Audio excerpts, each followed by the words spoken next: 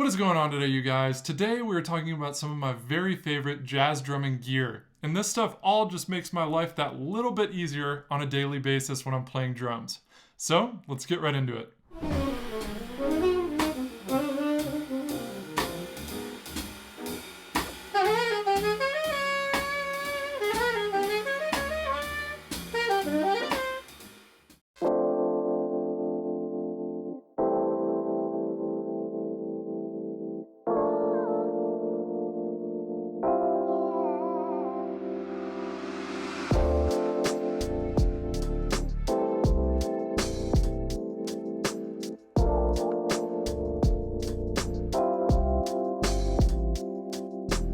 Alright you guys, so the first piece of gear I want to talk about today that is often a little bit overlooked by drummers. Sometimes they just pick a stick and stick with it forever, no pun intended.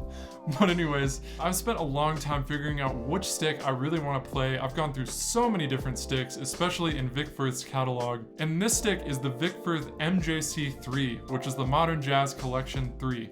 And this is Louis Nash's stick that he developed with Vic Firth. In this collection, Greg Hutchinson has a stick, Jeff Ballard has a stick, Louis Nash has a stick, and there's a couple other people, and I've tried out all of these in the collection. And this Louis Nash stick really stood out to me. It gets a great sound on the cymbals, it gets a great sound on the drums. It's long enough for me where I really like the feel in my hands. And this is the closest thing to a perfect stick that I've found so far, and I've been playing this stick for over 3 years now, and I love it. So next up, in a very similar vein, are my Vic Firth Heritage brushes. I've played just about every single brush that Vic Firth has to offer, every single brush that Regal Tip has to offer, and these brushes work really well for me. The gauge of wire is just perfect, it's not too firm, it's not too light. This works out perfectly for playing on cymbals, playing on the snare drum, on the toms. You get a good attack, you can kind of get that whip thing going, and also they make a really good sound for sweeping, which is obviously the main reason that you're gonna play brushes in the first place. So yeah, these are my pick for brushes, and these are the brushes that I play on a daily basis. So next up on the list is my cymbals, and you know I'm a very big cymbal guy. I've gone through so many different cymbals, tried to find just about the perfect cymbal that works for every setting that I'm playing in, and these three are the ones that have come the very closest. So first up in cymbals, you guys have heard me talk about this a lot, is my 20-inch Dream Dark Matter flat ride. And it's a flat ride because it has a little bell, but they still call it a flat ride. I drilled 3 rivets in this, and I got this for about $180 brand new at PASIC in 2015. Next up, another 20-inch cymbal is a Bosphorus Hammer Series ride cymbal. And this cymbal I got used for about $200, and I just love this cymbal. It has great stick definition, it has great wash, and the wash doesn't override the stick. So, works perfect for me on my left-hand side. Next up, and a pair of hi-hats that I got used a long time ago, are my 15-inch Istanbul Agap jazz hats. So once again, I use these in just about every single musical setting. I've had these for a really long time. The chick sound they get is really great. They have a great wash and they don't override. They're nice and dark. So yeah, these are some of my favorite hi-hats I've played, 15-inch Istanbul Agap jazz hats. So next up in the same vein as cymbals is my Bosphorus brass rivets. And these are the rivets that I have in every single cymbal that has rivets in it.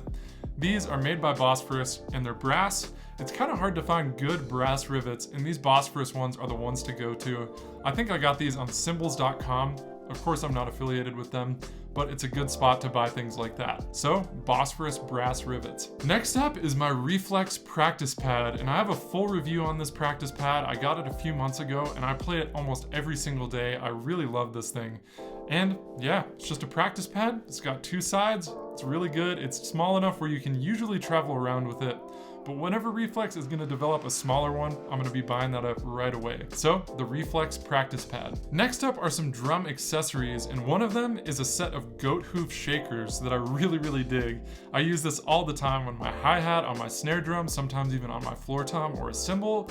This is just super versatile and a really cool sound. In the exact same vein, I have a set of bells that I got a little while ago. It's just a string of bells, and I usually use these either on the hi-hat or the snare drum, sometimes on a lower tuned floor tom too, that sounds really cool. So next up on the list is my Shure Se-215 in-ear monitors. And these monitors are pretty inexpensive for what they are. They're around $100, and I recommend getting the wired ones. They make Bluetooth ones too, and I've had those. And I just like not having to charge it all the time. So I just keep these wrapped around my hi-hat most of the time when I'm not practicing. And whenever I sit down, I have hearing protection and I can listen to my metronome, listen to tracks, listen to something to play along with. And yeah, these are something that I use basically every single time I sit down to practice the drums. So next and last up on this list today is my small recording setup. And the first thing in this recording setup that I got pretty recently, about 6 months ago, is my Bluebird SL microphone. And this is a large diaphragm condenser mic, and I'm very happy with the sound out of this Bluebird SL microphone. I usually record my drums just with this mic,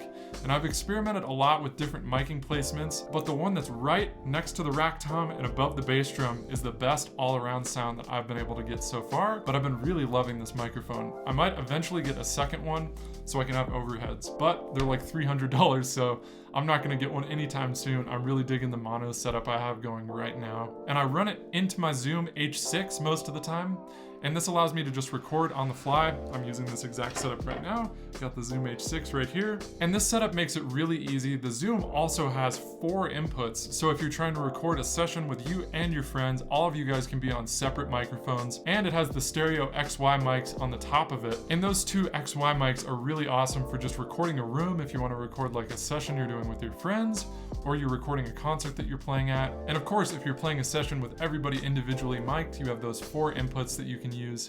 And this thing records it super easily to an SD card, so you can just plug that into your computer and edit away. So yeah, you guys, this is my favorite jazz drumming gear. I use all of this stuff almost on a daily basis. And all of this stuff has been tested very thoroughly by me. I feel very comfortable recommending all of the gear on this list to you guys. So yeah, I hope you guys enjoyed this video. I would really appreciate it if you go down below and hit that subscribe button. If you did, hit the like button. It helps the YouTube algorithm. And I really appreciate you guys watching today. Thank you guys so much again, and I'll see you in the next one.